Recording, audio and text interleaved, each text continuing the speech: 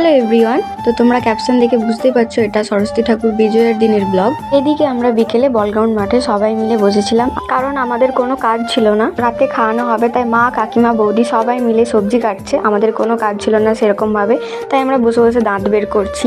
সন্ধে হয়ে যাওয়ার কিছুক্ষণ পর, যেহেতু আজকে বিজয়া বরণ টরণ করতে হবে, তাই দুটো কাকা মিলে ঠাকুরকে বের করে নিচ্ছে। এদিকে একটা ঠাকুমা সরস্বতী মাকে বরণ করে নিল। সরস্বতী মাকে এবছরের মতন বিদায় জানিয়ে আমরা আবির নিয়ে সবাইকে আবির মাখিয়ে ভূত করার জন্য উঠে পড়ে লেগেছিলাম।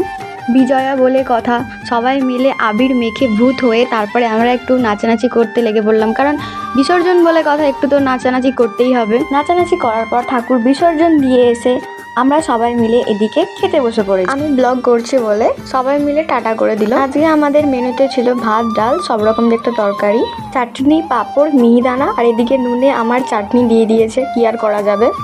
তারপর পাঁপড় দিয়ে দিল, অবশেষে ছিল মিহিদানা।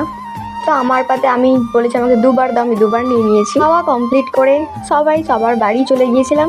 তো ব্লগটা এই পর্যন্তই, সবাইকে টাটা।